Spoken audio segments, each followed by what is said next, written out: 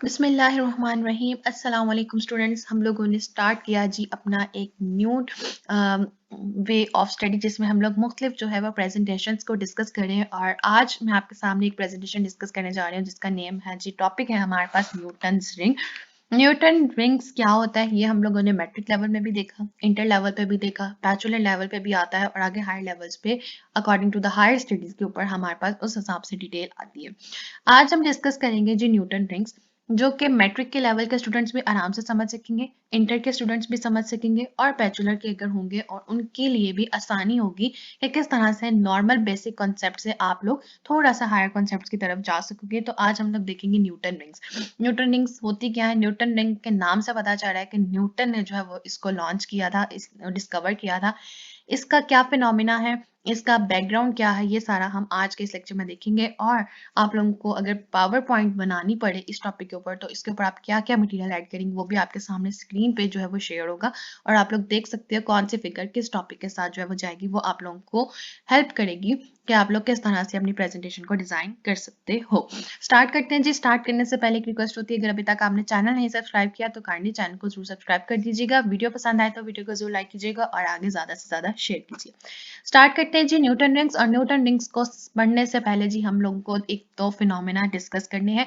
और सबसे पहले हम देखेंगे कि इंटरफेरेंस क्या होता है, कि इंटरफेरेंस क्या फिनोमेना है, इसकी बेसिक क्या है और इसमें हम लोग क्या मेंशन कर सकते हैं। तो हम बताएंगे जी कि light waves interfere with each other much like the mechanical waves.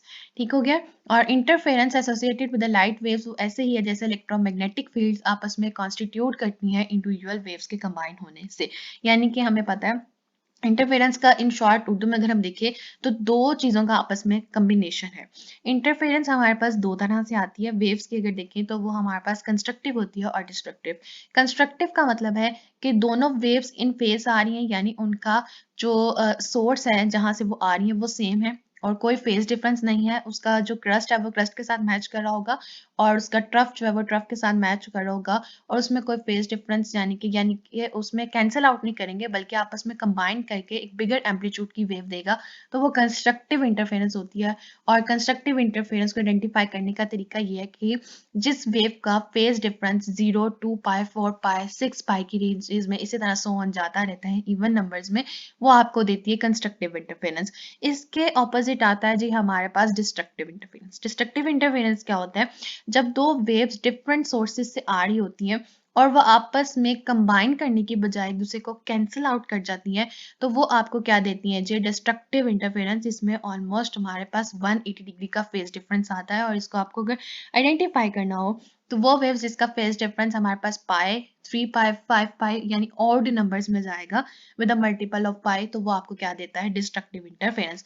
यहाँ पे हमारे पास एक फिगर बनाई हुई जिसमें दिखाना है कि दो वेव्स आपके पास आ रही हैं और ये आपस में क्या करेंगी जी? इंटरफेयर करेंगी। अब आप देखोगे कि जो वेव्स हैं आपस में इंटरफेरेंस करती हैं, कंबाइन करती हैं। तो फिर अगर तो क्रस्ट और क्रस्ट आपस में मैच कर रहे हैं, ट्रफ और ट्रफ आपस में मैच कर रहे हैं, तो वो आपको जो बिगर एम्पलीट्यूड के साथ एक न्यू वेव डिजाइन करके देगी। और अगर क्रस्ट और ट्रफ मैच कर रहे हैं और ट्रफ और क्रस्ट मैच आपस में करें तो वो इन सिंपल कैंसल आउट आपके पास हो जाएगी उसी फिनोमिना से जिस तरह से लाइट वेव्स इंटरफेयर करती हैं। इंटरफेरेंस की कंडीशंस क्या है? कहता है जी for sustained interference between the two sources of the light to be observed there are two condition that should be must. The sources must be coherent, कि उसमें कोई फेज डिफरेंस नहीं होना चाहिए, और the waves they emit must maintain a constant phase with respect to each other and the wave must have identical wavelength. कि दो अगर एक सोर्स से वेवलेंथ से लाइट आ रही है, वेव आ रही है, तो उसकी वेवलेंथ भी सेम हो। ये नहीं कि एक वेव जो है वो 400 नैनोमीटर्स की आ रही है तो दूसरी आपके पास 1000 नैनोमीटर की आ रही है, तो इस तरह की वेव्स जो है वो कभी भी इंटरफेयर नहीं करेंगी। तो आपके पास दोनों वेव्स जो है वो सेम वेवलेंथ की होनी चाहिए। अब देखते हैं interference in the thin film, कि थिन फिल्म्स में इंटरफेरेंस कैसे होती है। कहता है ज्यादातर जो इंटरफेरेंस के इफेक्ट्स हैं वो हमारे पास थिन फिल्म्स में आते हैं। जैसे कि आपके पास अगर पानी के ऊपर अगर आप कभी ऑयल का ड्रॉप डालो तो वो एक फिल्म से क्रिएट हो जाती है, वो होती है interference in the thin film. और सो बबल्स जो आते हैं वो भी हमारे पास इसी फिनोमिना पे बेस करते हैं। And the interference is due to the interaction of the waves reflected from both surfaces of the film. कहता है कि अब हमें interference in the thin films में कुछ चीजें याद रखनी चाहिए, वो ये कि an electromagnetic wave travelling from a medium of index of reflection towards a medium of index of reflection N2 undergoes a phase change of 180 degree on reflection when N2 is greater than N1। जब N2 यानी कि second medium का refractive index ज्यादा होगा first वाले से, तो वो क्या होगा, 180 डिग्री का फेस चेंज आपको वेव देगी। और अगर वो कहता है कि आपके पास N1 ग्रेटर है देन N2, यानी कि आपका पहले मीडियम का रिफ्रैक्टिव इंडेक्स ज्यादा होगा, तो वो आपको कोई फेस चेंज नहीं देगा। And the wavelength of the light in the medium with the index n is lambda n equals to lambda n, it is shorter, where lambda is the wavelength of the light in the vacuum।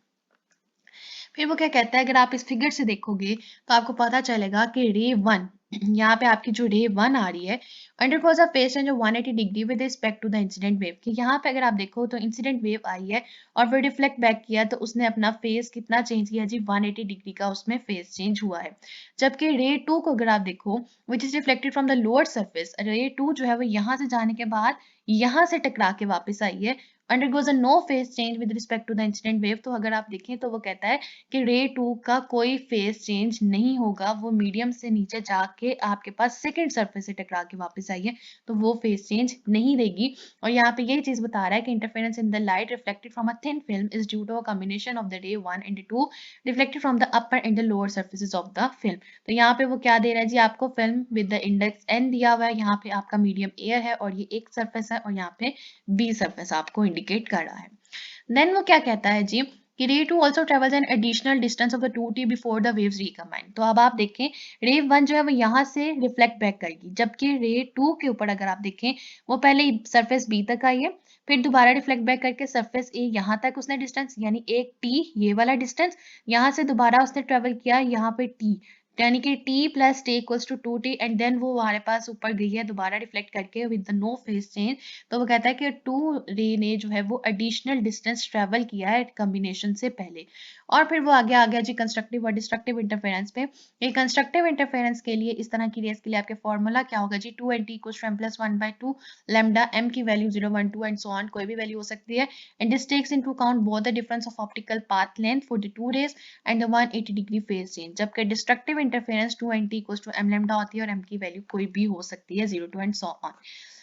Next कहता है जी, be sure to include the two facts when analyzing the interference pattern from a thin film. और वो क्या है जी, path length and the phase change. और एक चीज आपने हमेशा याद रखनी है, n1 is less than n film is less than n2। और यहाँ पे उसने देखिए आपको दोबारा इंडिकेट किया कि यहाँ पे किस तरह से हमारा फेस चेंजेस होते हैं।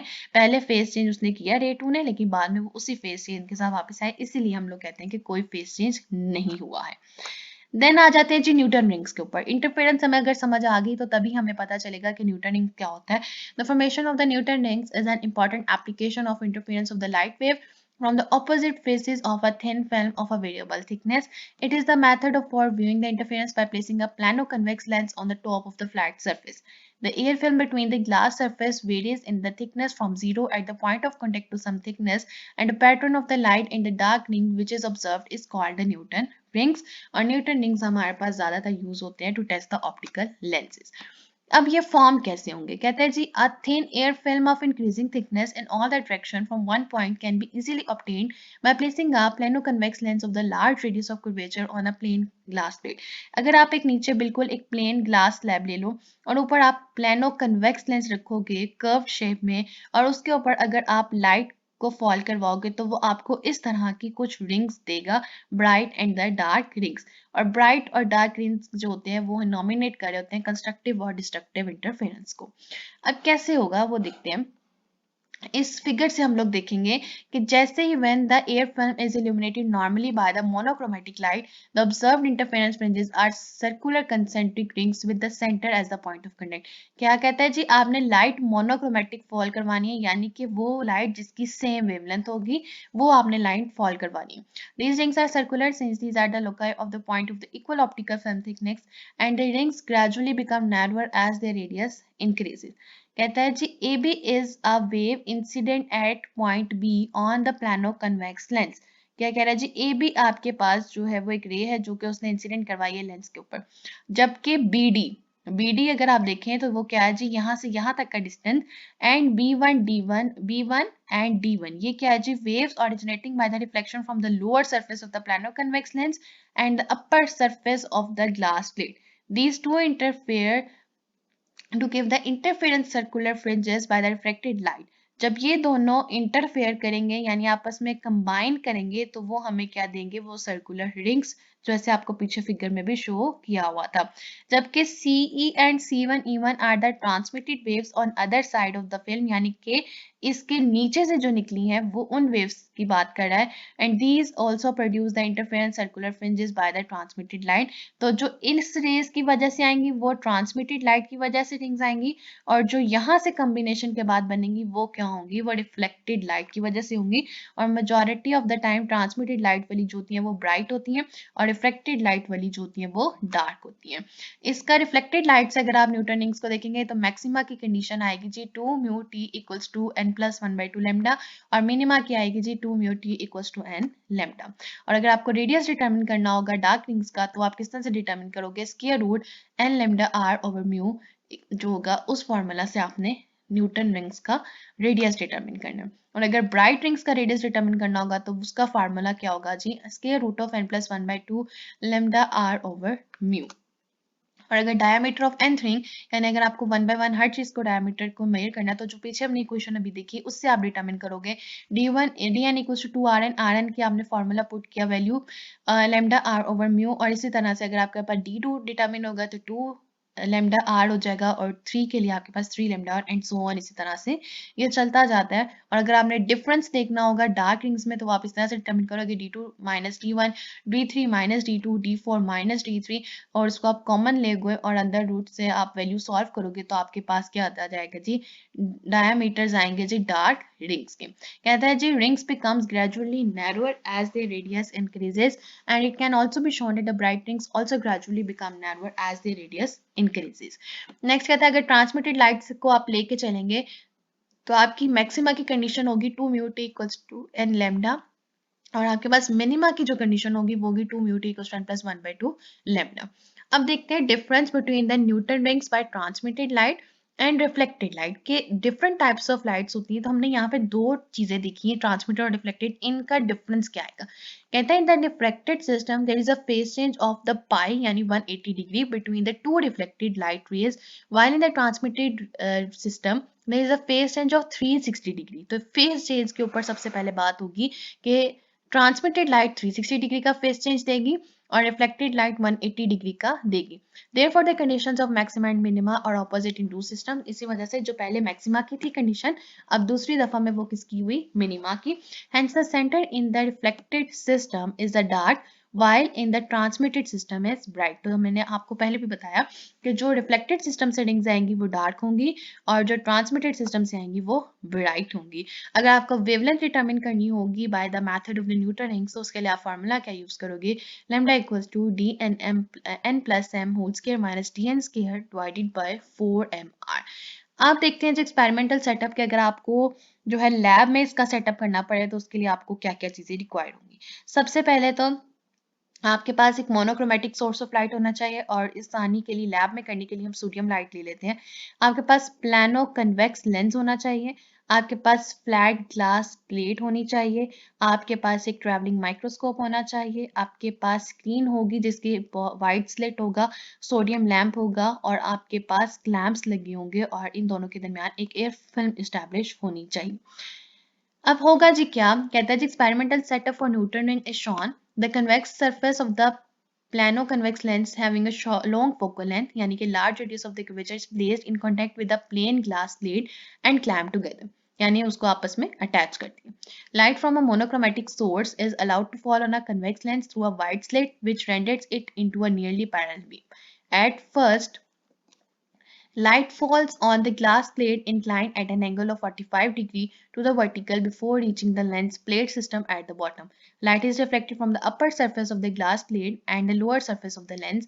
Due to the air film formed by the glass plate and the lens, interference fringes are formed which are observed directly to the traveling microscope. The rings are concentric circles. A dark central spot is obtained when viewed by the reflection. तो वो क्या कहा उसने कि light rays हमारे पास enter होंगी, enter होने के बाद वो रिफ्लेक्ट करेंगी, एक फिल्म स्टैब्लिश होगी और वो फिल्म हमें कंसेंट्रिक रिंग्स देगा।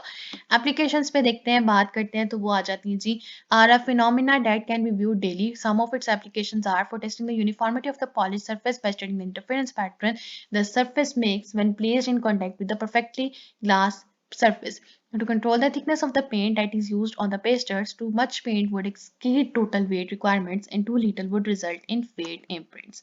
तो ये था जी हमारे पास आज की एक प्रेजेंटेशन जिसमें हमने न्यूटन रिंग्स को डिस्कस किया और न्यूटन रिंग्स बनाने से पहले दो फिनोमिनास थे इंटरफेरेंस के, वो हमने देखे किस तरह से वेव्स की इंटरफेरेंस होती है और आपके पास एक ये रिंग्स का एक फिनोमिना स्टैब्लिश होता है और लैब में आप लोग किस तरह से कर सकते हो, कौन सा आपके पास सेपरेटर्स होना चाहिए, वो भी हमने देखा। और मुझे उम्मीद है कि आप लोगों को आज की प्रेजेंटेशन भी पसंद आई होगी। और लास्ट में मेरी आप सबसे सिर्फ एक रिक्वेस्ट होती है कि अभी तक आपने चैनल नहीं सब्सक्राइब किया तो काइंडली प्लीज चैनल को जरूर सब्सक्राइब कर दीजिएगा, वीडियो को जरूर लाइक कीजिएगा और ज़्यादा से ज़्यादा शेयर कीजिए। Thank you.